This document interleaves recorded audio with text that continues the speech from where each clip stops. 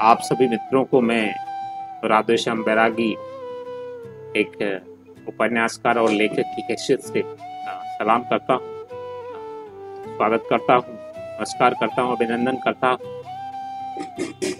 हर व्यक्ति के जीवन में एक ऐसा मोड़ आता है जिस मोड़ पे वो इश्क की दीवानगी को परवान पर चढ़ा देता है। मोहब्बत बड़ी ही रोमांचकारी चीज होती है और ये हर व्यक्ति को नसीब में नहीं होती, या यूं कहूं कि होती तो है लेकिन कुछ व्यक्ति इसको दिखा पाते, कुछ व्यक्ति इसको जो है बयां नहीं कर पाते। इसी लेखन की कड़ी में जैसा कि मेरे बहुत सारे उपन्यास पब्लिश हो चुके हैं, अमेजन पर उपलब्ध है, उन्हें उपन्यासों में से मैं अब इस उपन्यास को फ्री में आपको लेक्चर इसके एपिसोड्स के माध्यम से प्रोवाइड करवाना चाह रहा हूँ। आनंद लीजिएगा इस एपिसोड का, जिसमें मैंने इस बुक को लिखने में पूरा 1 साल लगाया था और over 0.5 million copies pre orders हुई थी और 1 मिलियन प्लस कॉपीज को सोल्ड आउट किया। और कॉपीज को सोल्ड आउट करना कोई मायने नहीं रखता, या मैं यूँ नहीं कहूँ कि इसको आप वेटेज दीजिए, लेकिन इस कहानी को जिन लोगों ने पसंद किया उन्होंने इस कहानी के अंदर कुछ आत्मीय तत्व देखे जो उनको इस कहानी से जोड़ते चले गए, और जब तक इसका एंड नहीं हुआ तब तक उन्होंने इस किताब को छोड़ा नहीं, अपने संग रखा। द फॉरेस्ट फायर, जंगल कांड और एक बंजानन लड़की, जिस पर मैंने एक प्रसंग लिखा है, और द फॉरेस्ट फायर टैगलाइन इसको दी है, जिसमें कहते जंगल की आग। तो ये आग इश्क की आग है और आपको बड़ा आनंद मिलेगा इसमें। और विद ये सारी चीज़ें जो है आपने वीडियो के प्रारंभ में देखी है। अगर किसी महानुभाव को इस कहानी के प्रसंग के माध्यम से कोई ठेस पहुंचती है तो उसके लिए मैं पहले से जो है माफ़ी चाहता हूं और बहुत बहुत धन्यवाद देता हूं कि वो मुझे माफ़ करें। और अपेक्षित है कि मेरा लेखन और की सुंदरता दिन प्रतिदिन निखरती रहे, और प्रयास करूंगा कि किसी की भावनाओं को ठेस नहीं पहुंचे। फिर भी अगर पहुंचती है तो वो मात्र एक संयोग होगा, उसके लिए मैं तहे दिल से माफ़ी चाहूँगा। सबसे पहले ही उसका जिक्र मैं कर लेता हूँ। और इसके साथ ही लेखक इस बात से अनभिज्ञ नहीं है कि प्रस्तुत कहानी में व्याकरणात्मक त्रुटियां नहीं रखी फिर भी रह जाती हैं, अपितु निवेदन ये है कि कहानी को इसकी भावना के अनुरूप ही पढ़ा जाए, जिससे इसके मर्म को समझने में युवा पीढ़ी को बड़ा आसान, जो मॉडर्न जनरेशन है उनके लिए ये स्पेसिफिकली बनाई गई है।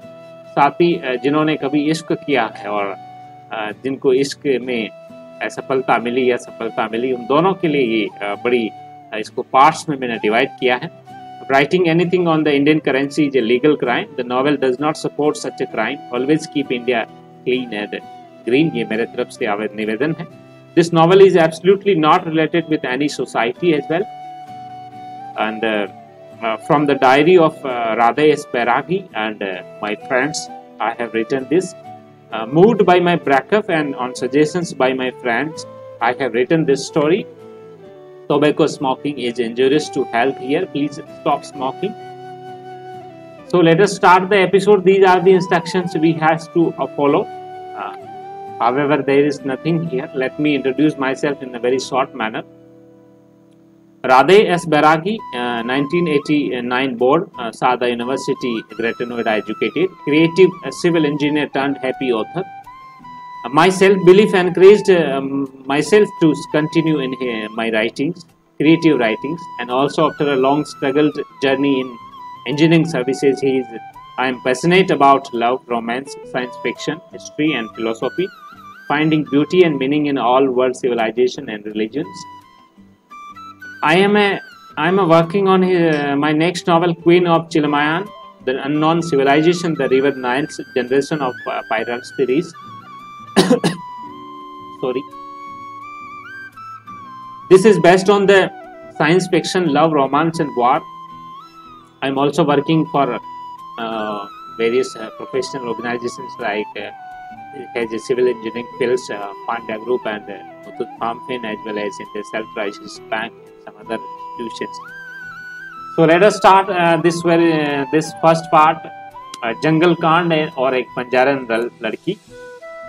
शुरुआत करने से पहले मैं आपसे निवेदन चाहूँगा कि आप जो है इस भावनाओं में उतर आएं और इस समुद्र में मेरे साथ गोता लगाने के लिए तैयार हो जाएं।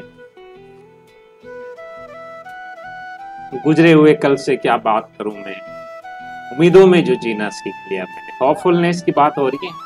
तुझे याद करके क्यों खुद को हताश करूं मैं, इन परिंदों के संग उड़ना जो सीख लिया मैंने। यूं तो तुम ही मेरी पहचान बन चुकी हो, पर अब अनजान बनकर जो जीना सीख लिया मैंने। तुम अब नहीं रही उम्मीदों में मेरे दिन की, बस रातों में ही मिलकर बिछुड़ना जो मैंने सीख लिया है। एक बड़ी ही सुंदर लड़की है और एक ही बड़ा सुंदर लड़का है। सुंदरता उनके हाव भाव और ढंग विशेष से यहाँ पर प्रदर्शित की गई। पिराची बंजारन एक बड़ा इंटरेस्टिंग कैरेक्टर है इस कहानी में, और सोनवीर एक आशिक है। वहीं जो सोनम है वो एक MBA ग्रेजुएट है और IAS ऑफिसर है, जो जिनसे सोनवीर जो है बड़ी बेतहाशा मोहब्बत करते हैं। इसी बीच में जो पिराची बंजारन का प्रसंग आता है बड़ा ही मनोरम है, जिसमें प्रथम कांड में मैंने इनको डिवाइड किया: विग्रह कांड, अनुभव कांड, मिलन कांड, संघर्ष कांड, जंगल कांड, एहसास कांड और अंतिम कांड। तो जो प्रथम विग्रह कांड है, उस विग्रह कांड से हम इस आज के इस मनोरम कहानी को प्रारंभ करते हैं। NH7 पर ऑन द वे बेंगलुरु पे था।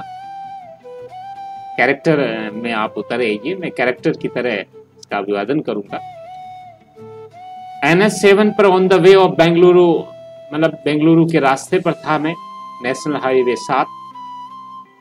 ड्राइवर गाड़ी तेज भगाओ यार, हमें बेंगलोर विजिट करके वापस भी आना है, मेरी असिस्टेंट दीपिका ने निवेदन करते हुए। क्या सर, आप भी मायूस बैठे हो? देखो ना प्लीज, कितना मजा आ रहा है। दीपिका गाड़ी से बाहर मुंह करते हुए कुछ इस तरह का अभिवादन करती है। प्रसंग आपने बड़ा सुना होगा गाड़ी चलते हुए, जब आप भी ये चीज करते होंगे। चुप करो यार दीपिका, बस करो, मेरा मूड सही नहीं है आज। मैंने गुस्से में लेकिन निवेदित भाव से दीपिका को डांटा। दीपिका अब चुप हो गई और मेरी तरफ बड़े प्यार से देखने लगी। लड़कियों का चेहरा इस वक्त देखने लायक होता है। मैंने दीपिका को अपने गले से लगा लिया। वो हल्की सी आवाज के साथ कहने लगी, सॉरी सर। बड़ा ही एहसास भरा टाइम होता है जब इस तरह कोई मनोरम भाव से बोलता है, सॉरी सर।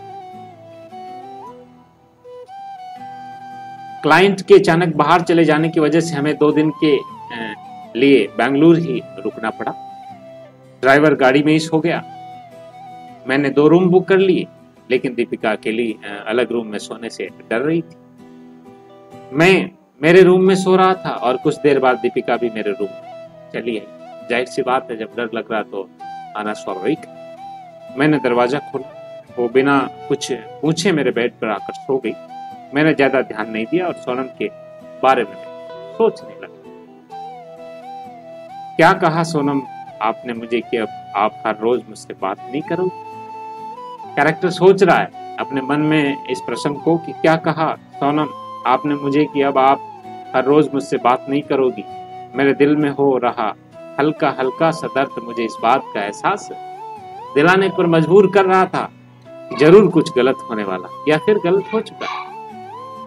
मुझे उस वक्त समझ में कुछ नहीं आ रहा था, ना हंस पा रहा था ना मैं रो पा रहा।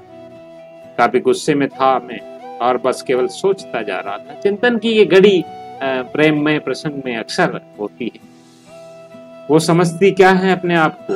मैंने गुस्से के भाव से कहा, जो मुझे इस तरह की बात बता रही है कि वो अब मेरे साथ रहना ही नहीं चाहती, मुझसे बात करना ही नहीं चाहती। ये एक आशिक अपने प्रेमिका के बारे में विवादन कर रहा है। मेरा हर सपना अब आपसे शुरू होकर आप पर ही खत्म हो जाता है, ऐसा मन में मंथन, विचार मंथन हो रहा है। मेरे हर कदम पर आपका साथ होना जरूरी हो चुका, वरना तो मैं हार जाऊंगा। हार जाऊंगा, ऐसा सोच। असल में मुझे आपके बिना एक कदम भी चलना ही नहीं। इस प्रकार का जो फुल स्टॉप है एक आशिक ने लगाया। मैं तो बस यही चाहता हूं कि आप हमेशा मेरे साथ रहो। पता नहीं मैं कैसे समझ रहा था, शायद इन दीवारों को जो मुझे सुनना चाह रही थी और मैं सुनाना चाह रहा था, मतलब पता नहीं किसको समझा रहा था मैं, शायद इन दीवारों को जो मुझे सुनना चाहती थी और मैं सुनाना चाहता था। ये आज का भाग एक इतना ही है। इसमें बड़े बड़े रोचक इंटरेस्टिंग तथ्य हैं। तो पूरी कहानी बिल्कुल फ्री में मेरे जो आपके मेरे नहीं, आपके यूट्यूब चैनल कैशरूम द इंडिया पर में पूरा प्रयास करूंगा, पूरा का पूरा एपिसोड लेके आऊंगा। आभार आपसे कि जुड़ जाइए इस कहानी के साथ। जो भावात्मक तत्व जो यूथ जनरेशन के लिए, जो नवीन पीढ़ी है, अक्सर शादी करना नहीं चाहती, लेट करती है और उसके बाद में फिर करियर डेवलप करती है, करियर के बाद में शादी करती है। तो पुस्तक का जो पहला प्रेम प्रसंग है उस पर मैंने यहाँ अभिव्यक्ति देने का प्रयास किया। तो कल हम यहाँ से फिर पढ़ेंगे अगले भाग में। बड़ा प्रसंग होगा। आज इसी स्मॉल प्रसंग के साथ मैं आपको जोड़ना चाहता हूँ। आ जाइए, आपका बहुत बहुत आभार है। कल फिर मिलेंगे अपन कहानी लेखन विशेष महा एपिसोड में, जंगल कांड और एक बंजारन लड़की के साथ। मैं हूँ राधेश्याम बैरागी, अलविदा चाहता हूँ। तब तक के लिए धन्यवाद।